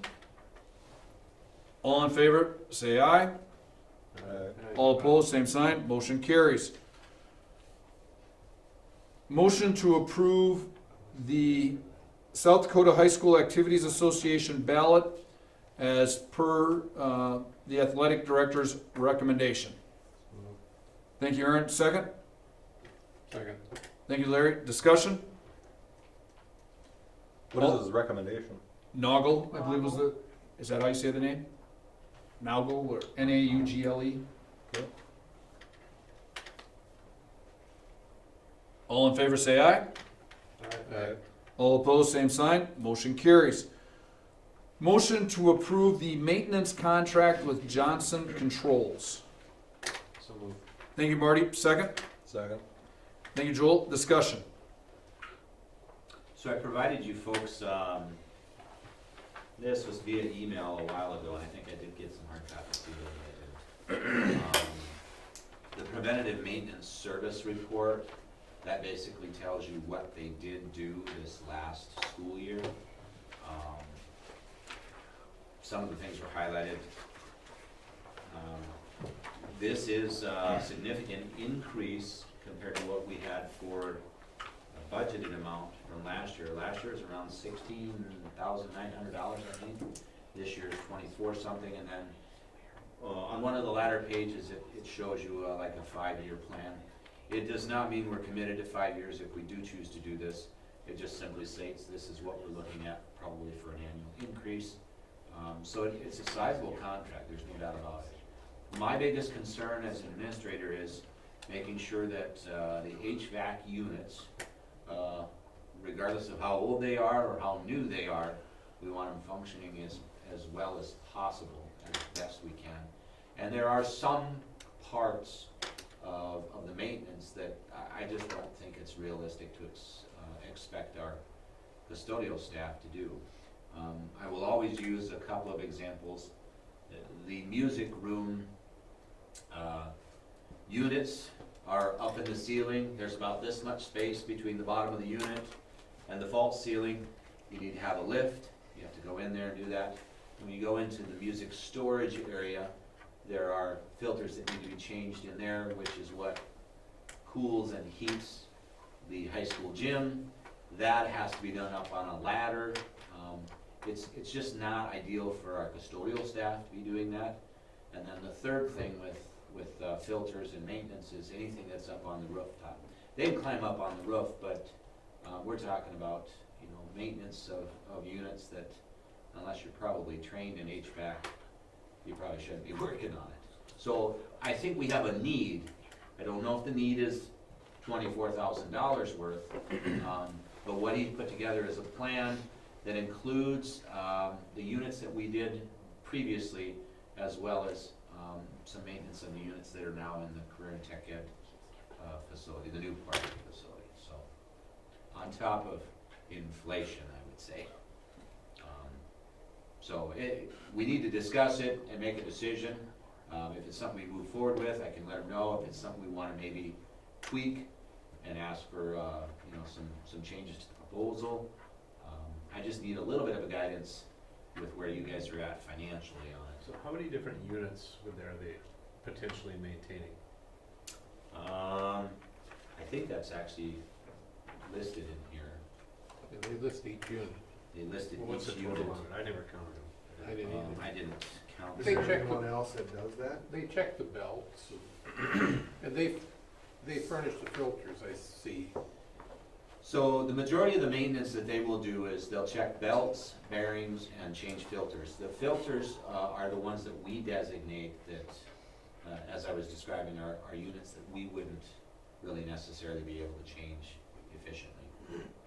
I was just thinking like a cost per unit, just to break okay. it down is why I asked that. Was that quarterly or whatever? I forget. Oh, you mean like the, Yeah, I they were think it's different. minimally 2 times per year. Yeah, some It's, are more. it just depends on, there are some items that are more frequent than twice per year, but I think minimally, everything is twice per year.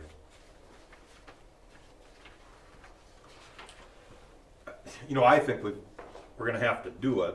My first question was, do we have to sign up for all 5 or 6 years that are listed in the back there? Because I wouldn't wanna do that. I think it needs to be a year-to-year thing. But as I kind of sat there and thought about it this weekend, Dr. Black, I'm thinking to myself, I agree with everything you just said about access and, you know, the ability to get up on the roof and to do these inspections. And I just wonder if there isn't someday an opportunity to keep this in-house and utilize these dollars to whether you call them a head custodian or, you know, somehow if we could get the right person, maybe the right person's here, I don't know that. I'm just saying maybe we could use this as a way to enhance janitorial salaries. If, you know, somebody was Mechanic. capable of Have doing a it. mechanic hired as a. Facilities manager. There you go, there's a good word. I mean, it's not, you know, I mean, that's really what it is. I mean, how many square feet do we have in the building? I mean, it's a big facility. And there's a lot of different things in here. I mean, is there someone that we could find as a facilities manager that, you know, we could take 15 to 20,000 of this amount and we make this as part of their job description, and then we get somebody in here that can really do more than that. They're here all year. It's tough to find somebody with HVAC to do it just for school. They're gonna go to work for, An HVAC company. yeah. One thing I will tell you, and I probably shouldn't, because what's his name? Jay? If Jay finds out, he'll be disappointed that I say this, but Jay is a former principal, and how he ended up in this position is because the school he was working in, which happened to be Del Rapids, he was doing a lot of the stuff as a principal because the custodial staff couldn't do it, and he learned more and more and more about the HVAC system, and then finally, somewhere along the line, somebody from Johnson Controls says, hey, are you interested in this? And that's how he transitioned from education to this. So what I'm saying to that is, there's a chance that perhaps there's somebody out there that could be trained. You don't have to be an expert at it immediately, but there's perhaps some training that can be done. So I don't think your idea is a crazy idea at all. The trick is finding the right person, somebody that can do it. We can make it work within a salary. And then still know that there will always be repairs. Sure. Right. Lori fully understands that Johnson Controls bills are never gonna stop. They will always keep coming. but hopefully Can, lower amounts. can any of our local contractors, do this type of service work? So my understanding, I'm just gonna state this with, North Star. North Star used to do a lot more with us and for us, but I think they've moved away from the commercial because there's plenty of work in the residential and. Sure. And so, I'm not speaking on their behalf, but that's kind of what we've seen as a trend. I know it's specifically, we've seen that with some plumbing things. Did we notice any fewer service calls, being we had them doing the maintenance? You know, like you said, the bills are ongoing with them, but if they're doing our maintenance and whatever, we should have less calls. Statistically, we would have to go back and look, and I don't have that information in front of me. Yeah, I would just think we would. When do we have to decide this by, Dr. Block? This particular agreement, I think, is projected to start August 1, I believe. And so if it's not approved tonight, then we discuss it and the start date would be moved to a different date. Our last agreement ended in January, so we haven't had an agreement in place since January of this last school year. That was just all based on the time that we started that contract.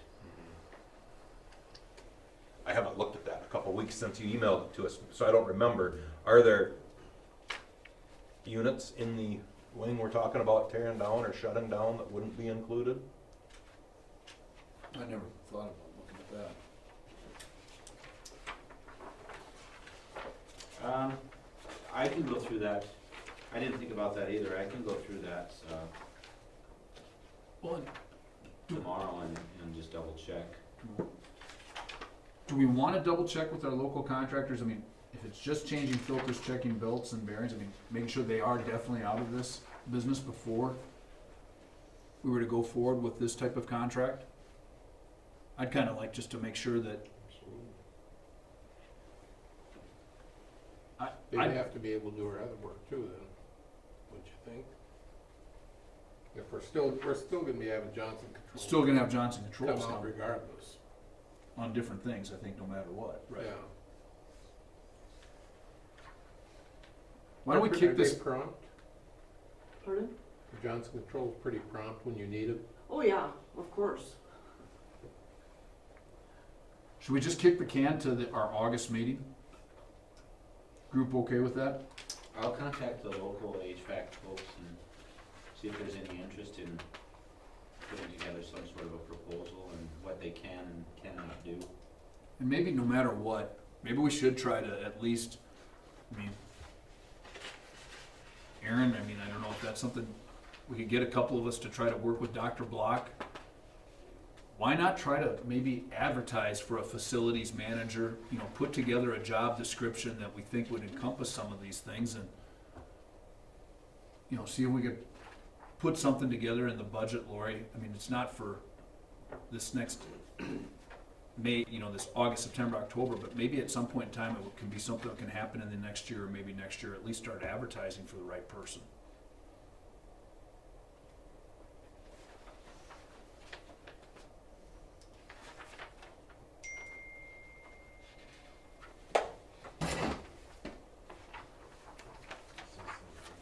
Okay.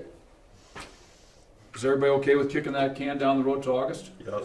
All right, we're gonna move that to August. All right, moving on to our discussion items, superintendent report, Dr. Block. Craig was just asking me about Tech tech support with this because we do call them quite a bit and text them quite a bit. Is that included in this contract, or is that? Yeah, We'll have to we'll verify have to that. look through it. Okay. Okay, so information that I've got, I'll try to be quick with this. Number one, the CTE grant was awarded, so we are getting one of those anatomage tables, which is that 3D dissection table. I'm pretty excited about that. I want to see that. That's awesome. That technology. We can utilize that in our science, and I believe it can be used in our animal science area as well, because my understanding is that it does have some animals for dissection as well, if we so choose to do that. And this was not a joint venture with Wabe, but because it's part of our current tech ed programs as well as some of our other programs that we welcome them to participate in. There's opportunity for the Wabe students to also get to utilize that equipment. The simulators, size-wise, once they arrive and we actually look at some of the physical size to them, right now I was anticipating putting at least a simulator in the robotics room and coordinating the schedules that we would have those units so that it didn't conflict with robotics, because we want to utilize that space for them first and foremost. There is a chance that we may be looking at a separate classroom location for one or two of those simulators if we wanted to use all three at the same time for a unit. So those are all things we have to work out with the curriculum. Science of Reading Literacy Initiative, this is something that's going on basically for the next 4 years, and Mr. Case and I have received some information regarding some of the training that will be available, and it's through Ames pathway. I'm not familiar with that myself, but they're also going to have opportunities through the Board of Regents schools for teachers to earn credit for it. New teachers coming out of college will be certified in this area, and then teachers who are currently working will hopefully be trained and or certified in the capacity that the state is expecting us to. I'm not saying it's being dictated, but it's a statewide initiative that we're going to be utilizing, and it sounds like there's both good funds and good training that's going to be available for opportunities for teachers to get trained in. Teacher compensation accountability measures, the only thing that I would say to that is, as you understand, and we know, they moved the base salary to $45,000. We are well above that. We're at 47.1, correct, Lori, I think? 47.3, I believe. 47.3, and so we're doing fine in that sense. But we'll have to continue to look at that as that target changes on an annual basis. The GED, that has been moved from Department of Labor to the Department of Ed. We're not sure if there's really going to be any changes other than the agency that we coordinate with for any students that are seeking that particular option. We do not provide GED courses and or programs here in our school. As of late, the only school in this area that I was aware of doing that was Enemy Swim, but I don't know if they're even doing it. So right now we refer students to Watertown and Aberdeen if that's a road they choose to take. Frontline evaluation is the system that Mr. Case and I use for evaluating teachers. Quite frankly, I like the system. We don't use it extensively and as wide as it's available to use, but the state, as we were told, they have budget constraints and budget limitations, and so it was something that was paid for all of the schools to utilize, and not all schools used it, but those that did choose to use it, we don't have to pay for it. We get one more year, this coming year for 24-25 school year, where the state is paying for it. After that, if we choose to use it, we will have to pay for it ourselves. I have no idea what that cost will be. I will investigate that to see if it's something that we would still do. If not, we would utilize probably the templates and portions of it that we have been using. The nice part that I like about it is that it's online. We can take our computer into the classroom. We can do a walk-in, as it's called. We can type it up, push submit as we walk out of the classroom, and the teachers get that feedback immediately. If we don't have a system like that in the future, then it's a little delayed, but we'll see how it goes. I am disappointed, but that it's not the first time something like that's happened with things that have been provided by the state. Student learning objectives. Originally, we were told that those would not be required. Technically, they're not required, but if you don't have student learning objectives, then you have to have another means in place for you to utilize or to be able to incorporate student achievement into your teacher evaluation system. And that's what student learning objectives are. It's basically a a system that you put together to evaluate students with a pre-test, mid, or post-test, and really the pre-test and post-test.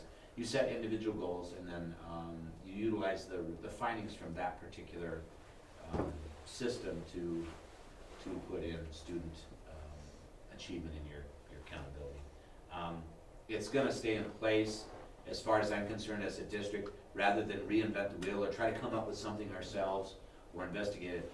We'll continue doing the student learning objectives until we learn about some other options that might be worthy. But I'm not going to myself go out and investigate options as a focused goal. I will in time, but time is of essence as well. So, student absenteeism, that's going to be a focus again. I can say this on our broadcast all the time. Any student with more than 10 absences per year is considered excessive truancy, or not truancy, but absenteeism. 10 days. And unfortunately, we have some families that they completely blow that out of the water. And that is one area that I think Mr. Case and I plan to be a lot more focused on this year and early on, because we do have some families that I think absolutely abuse it. They don't want to hear that. They don't want to hear it from us. They don't like the letters from us or the letters from the state's attorney, but we're held accountable for absenteeism, and I think we need to kind of hammer down on that, especially with some families. They come up with every reason under the book, and a lot of this is due to COVID and carryover from COVID, but the state has constantly reminded us what absenteeism, excessive or chronic absenteeism is, and unfortunately we have some families that completely, when I say blow it out of the water, they're not even close to 10 absences per year. Not even close. So we will be focusing on that as best we can. It is a daunting task because it's a very time-consuming process. And again, when we do deal with it, we oftentimes get a lot of legitimate excuses in some ways. And so, anything you want to say to that? No, we in our policy, you know, they hit a certain date. So yes, we have contacted the state's attorney, and we do take it that far, you know, if they're abusing it. As you should. Right. How high of numbers have you seen with some of these absentees? I really don't want to say it publicly. That's how high they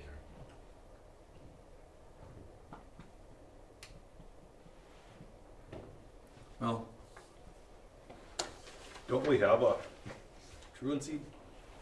I mean, do you need more help from us? Truancy still requires the state's attorney to bring you into the court. And we do send letters to the state's attorney. The state's attorney does what he can. The downfall of the whole system is that there's nothing beyond his letter. I mean, yeah, the parents can eventually get in trouble to the extent that maybe there's some jail time, but that's not going to happen. And so we lose the teeth at a certain level. So it's frustrating. Yeah, it's frustrating. Anyway, sad. What's that? It's sad. Yeah. It is. For some families, though, it's normal. I hate to say that, but it's just, yeah, it's normal. It's what is normal for them. So, the next item on this is smartphones. We haven't decided to do anything unless some discussion moves forward. But the state is now looking at it because there are more and more schools. They must be asking the state, you know, what kind of things can we do? What are schools doing? I'm aware of some schools that have reversed their situations and said, okay, they did allow cell phones and now they don't. And I've heard small school situations and larger school situations.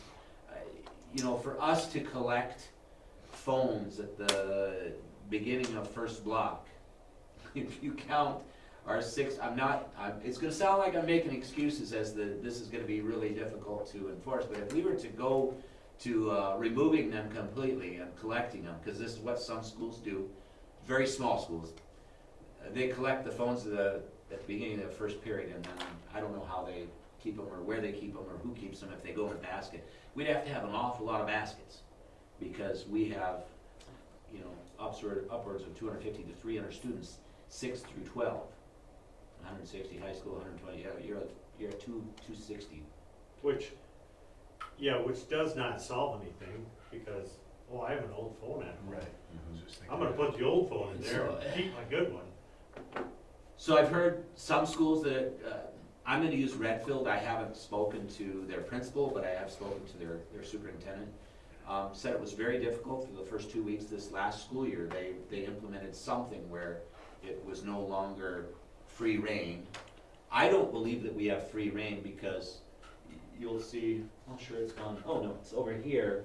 That is what our students are supposed to be putting their phones in. Some teachers will take attendance by a phone being in there. If the phone's not in there, you get a tardy, or if the phone's not in there, you get counted absent. So those that enforce it sternly, I think the kids follow. The problem that we have, and it's going to sound like I'm blaming the teachers, but when you have discrepancies from one teacher to another, that's where everything just gets muddied and gray and everything else. And so I don't know where to go with it. I kind of want to see if the state's going to come up with some suggestions and or maybe a list of some options. The majority of the administrators that I talk with say that it's probably better to try to manage the amount of use versus completely saying you got to put it in this bin at the beginning of the day and you don't get it back at the end of the day, that type of thing. And we do have some teachers that utilize them as their transponders, is what I would call them. You know, if they do these quiz things or, you know, you can respond using your cell phone. So it's interesting. It's just another topic that apparently is becoming a state level discussion. We'll see what happens. The other thing that I wanted to mention just briefly on that is a handbook, a whole pile of stuff here. Handbook recommendations. I came across an email that is not from Rodney Freeman but from another. It's called KSB Law. They are really, really increasing the amount of help that they're doing for schools in South Dakota, Nebraska.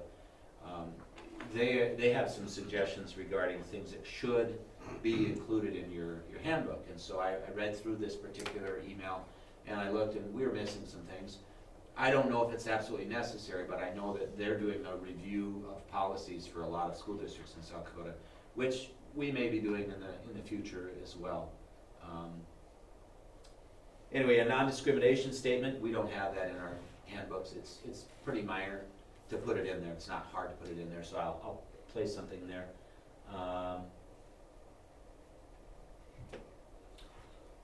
These are the things, not all of these are legal updates. I need to remove the state credit amounts for dual credit because the state, if you remember, a year and a half ago decided that they were going to dictate the amount of credit that we could give for dual credit classes. There's the college level classes. We've always done 1.25 and they automatically said if it's a semester class in the fall they get 0.5. So our students were losing like 0.75 compared to what they used to. We tried to fight it, but in all honesty, I think it was a Sioux Falls and a Rapid City thing. Maybe more of a Rapid City thing. They didn't like how everybody else had these options and their kids were getting short-suited because they were low on the numbers. They imposed that, and then it got revoked. And so we put it in our handbook last year, so we followed the new state guidelines. Well, then that got repealed. So I need to pull it back out. Just minor, but management plan for asbestos. I talked to Lori about this. We do have a management plan for asbestos, and we are legally required to do it. And we have our reviews, however often they have. They're not listed in our handbooks. I personally don't think that that's necessary to put in a handbook, but apparently this legal firm thinks that it's good to have in there. So there will be a statement in there that states that we do have an asbestos program or a plan in place, and we follow the guidelines for it. Then one other thing that I was looking at maybe adding, and this is something Mr. Case and I would have to kind of finalize, is I like what Watertown High School has. It's called a discipline matrix. It doesn't spell out absolutely everything, but it gives a good idea of what, if this is what you did, and it's your first incident, this is what you could maybe have for, and it gives you multiple options for the consequences. A lot of that's already spelled out for us. Mr. Case and I'm just gonna simply say, we get in trouble sometimes because we utilize our own administrative authority to determine what we think is appropriate in a situation. And a lot of times when we do something that somebody doesn't feel is severe enough for consequences, it's because we know the students better than they do. We know their history, we know their record of the discipline.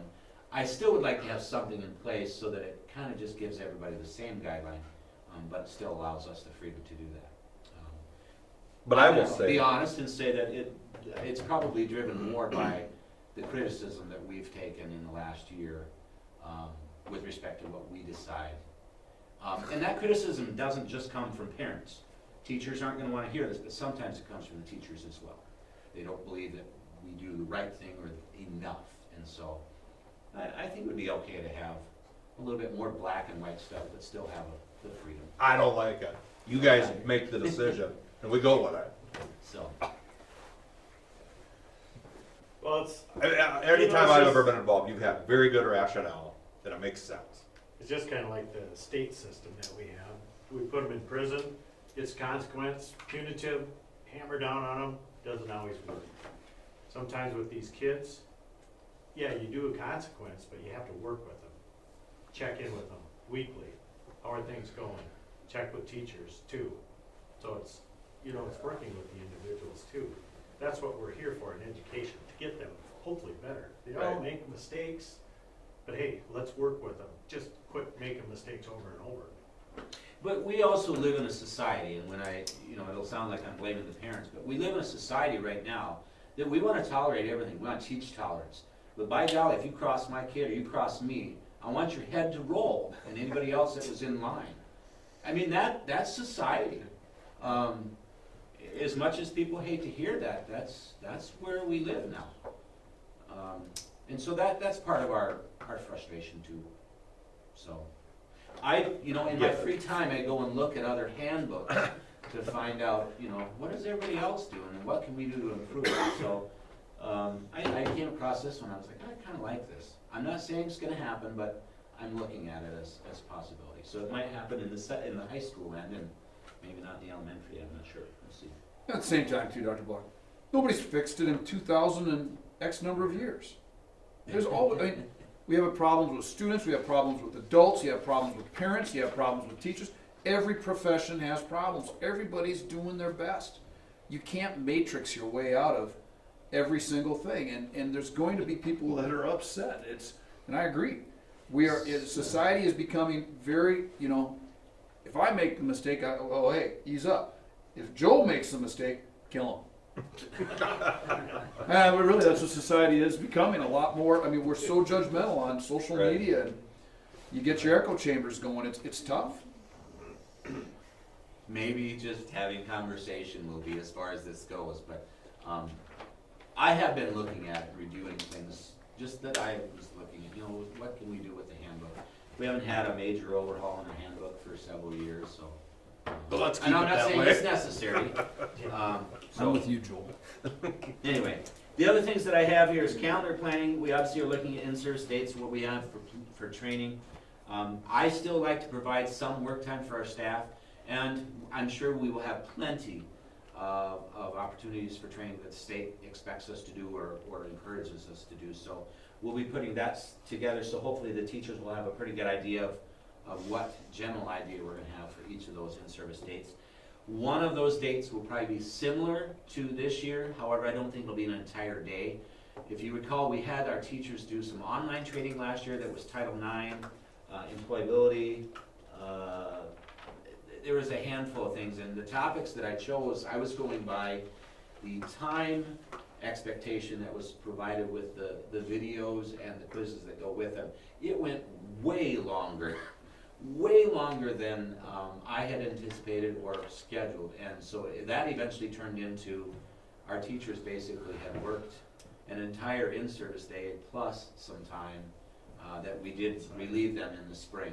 Now, I'm looking at least the Title IX portion of us doing that, because Title IX is required every single year, or expected every single year.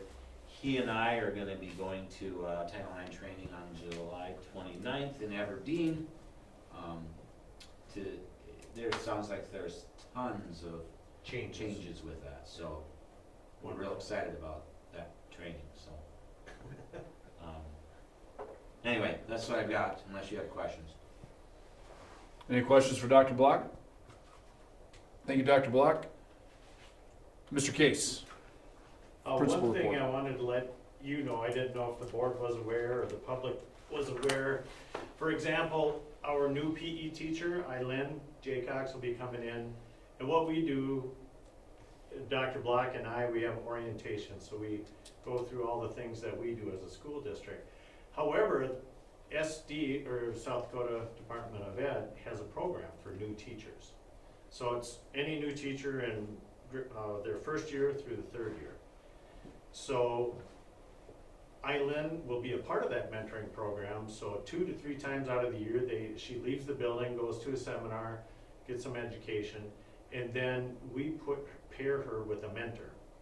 So Cindy Nelson, who was a PE teacher, retired teacher, she's done that in the past for us. So it's a wonderful program. And Cindy has agreed again to do that with Eileen for a PE teacher. Like I said, she's done that in the past, but it's a good program. It's a 2-year program. I do believe they can go the 2 years.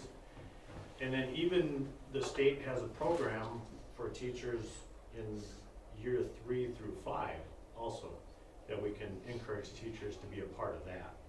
But we really highly encourage the teachers in their first 2 or 3 years to be a part of this program. We pretty much mandate it almost. And it's been very successful. I've never been to the state events, but it's quite large apparently, and I hear nothing but positive reports from both the mentor-mentee when they participate in those events. So yeah, just an FYI. Other than that, Dr. Block did an excellent job of covering everything else that's happening. Okay. Any questions for Mr. Case? Thank you, Mr. Case. NESC. There were some positions that they were working on filling. Do you know, one of them was in Webster, wasn't it, Mr. Case? Do you know, has anything been filled for NESC? Was that a I think it was a para. I believe it was, yeah. Was it filled, do you know? I- Transportation, wasn't it? Oh, the transportation part? Yeah, that was in the paper. Okay. Yeah, I don't know if it's been filled or not. And then the other thing, we got our meeting over next week, so if it's filled, they'll let us know, I'm sure. The other thing is they're just transitioning to the new director starting, so it's a pretty big deal. Okay. Buildings and grounds. Kind of We discussed talked a lot about some there. of this already. Corridor tile is done, sprinkling boiler is done. The lockers are not complete. And then I will ask them regarding a kind of a counter offer with a number on those dents in that overhead hood. The mini split it'd be in the high school special ed room. It's part of this whole project, but it's one of the projects we did individually because the quote that we received through JDH and that process was astronomical enough that even Travis said, I know a guy who can probably do this cheaper. We hired a company out of Britain who's doing it, and they're partially done, so that's why it wasn't in the claims. Sorry, you'd asked me about that the other day, so it's not completely done. So they're working on that. Otherwise, interior work, floors, landscaping, we're working on a lot of things. Our interior of the high school and middle school is looking great. Elementary, Brian's had some time off for the summer, so that's a little bit behind on that, but he usually gets everything done, so it's coming along pretty good. Playground project, how's that coming? Yeah, playground update. They're pretty much on schedule. They took this last week off. They just arrived today. Larry, we have a discussion tomorrow at 9 about the drain tile, so if you want to be a part of that. I was just made aware of that today. I'm not available. So anyhow, yeah, they're pretty much on schedule, and I think everything equipment-wise will be coming in and should be ready to go by the time school starts. Okay. Anything else, buildings and grounds? We did have some leaks, and we normally do have leaks when we get as much rain as we've received in recent years, or recent weeks. I will be contacting, I think it's Protect Roofing out of Watertown is the company that we usually go with, but we have some perimeter leaking in the hallway in the elementary. We have some along the precast in the high school here. And so we're gonna try to identify any and all leaks so that when they come, I can give them kind of a cumulative list of things to look at. So most of the leaks, when we have that type of situation, they usually can find the culprits. Not all, but most. They usually can take care of a good portion of them.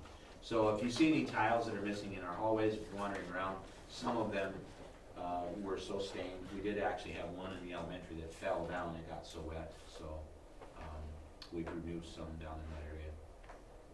Keep working on that. We'll always have that issue when you have flat roofs. So. Okay. And some slope roofs too. Anything else, buildings and grounds? All right, insurance. Are we good? Can we just skip that since we already said we're tearing it down? We got a plan? I think we covered it, didn't I we? was going to say, Right. I know we did Done. discuss this enough, but I do have some notes of things that I'm going to look into regarding what we have for options, what we need to do, and we'll follow up with Kim and timelines and expectations. So, Craig, do you need one of us there for that meeting tomorrow? Well, we have the city, they'll show up there. The original plan was just to drain to the north drainage out here, but with the slope of the football field, it looks like we have to tie into the other corner part down there. So yeah, if one of you want to show up, just I can get there about 9:15 or so, but The main thing is we don't get pooling under Right. that carpet. right. Because if you tile everything to that location, you get pooling. It's just, it doesn't go anyplace. It should be okay, hopefully. yeah. I think the cities, I know their concern was that it would gush into their system, causing a mad rush or overflow, but with that drain tile, it's going to be the trickle effect, you know, draining in there, and so it shouldn't have a mad flow going into the city drainage. So hopefully everything will be okay for tomorrow. I don't think we need I'll drive there, but if you can be, Yep. that'd be okay. My meeting's a Zoom, so hopefully I can get done by 9 or shortly after. I'll drive by if you're there. I'll start. Sure, sounds good. Okay. Next meeting would be August 12th. First day of school is August 20th. Everybody good with the 12th? Yes. Yep. All right. Motion to adjourn. So Thank you, Aaron. Second? Second. That was quick. All in favor, say aye. Aye. All opposed, same sign. Motion carries. Thanks, Mike. Thank you, Amanda. I get overtime after 8. But we got her done. Submit it. Yeah, submit it. That's pretty good. Well, he did really good. You're gonna have to treat him in the way. Yes, sir.